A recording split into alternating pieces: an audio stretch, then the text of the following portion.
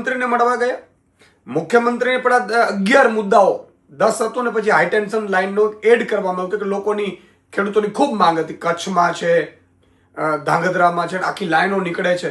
આખા ગુજરાતમાં બેફામપણે ખેડૂતોના ખેતરોમાંથી મોટી મોટી લાઈનો નીકળે અને ખેડૂતોને વળતર પણ ન મળે અને પોલીસનો અત્યાચાર કરવામાં આવે.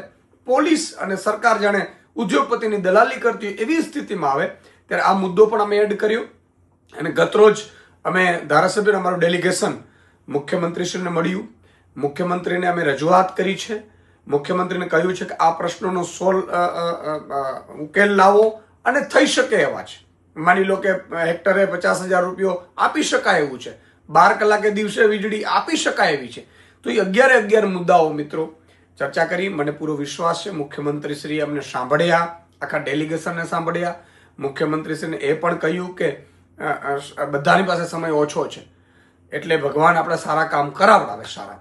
અને મુખ્યમંત્રીશ્રીએ ખાતરી પણ આપી છે કે આ પ્રશ્નોનું નિરાકરણ પણ લાવશું અને અમને સાંભળ્યું પણ ખરો. એ માટે હું ખેડૂતો વતી, ગુજરાતના ખેડૂતો વતી મુખ્યમંત્રીનો આભાર પણ માનું છું. પણ સવાલ એ છે કે આ 11 મુદ્દાઓ જો ઉકેલ નહીં કરવામાં આવે આગામી બજેટ સત્ર સુધીમાં, તો મેં એમને કહ્યું છે બજેટ સત્રમાં સુધીમાં જો આ ઉકેલ નહીં આવે ખેડૂતોના પ્રશ્નનો તો સડકથી લઈ અને સદન સુધી, વિધાનસભા સુધી આમ આદમી પાર્ટી ફરીથી આંદોલન ચલાવશે અને જન આંદોલન પણ ઊભું કરીશું.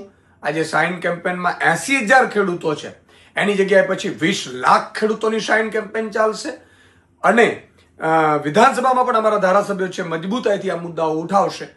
અને પછી એક જ વસ્તુ રહેશે કે જો સરકારને અમારે તો કામથી મતલબ છે, અમારું વિપક્ષ તરીકેની ભૂમિકા હતી, લોકોને સાથે લેવાની ભૂમિકા હતી, એક યોગ્ય પ્લેટફોર્મ સુધી પહોંચાડવાનું. આવું કોઈ પાર્ટી અત્યાર સુધી નહીં કર્યું હોય.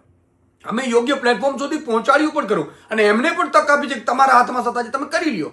નહીં તો પછી અમે જન આંદોલન કરીશું અને મજબૂરીએ ખેડૂતો માટે અમારે લડવું પડશે. ગરીબો, ભાગિયાઓ, મજૂરો, શ્રમિકો માટે અમારે લડવું પડશે. એ વાત નક્કી છે. અને એટલે જો આ મુદ્દાઓ બજેટ સત્ર સુધીમાં, ફેબ્રુઆરીમાં બજેટ સત્ર છે પહેલા જો સોલ્વ નહીં થાય તો આમ આદમી પાર્ટી જલદ આંદોલન કરશે.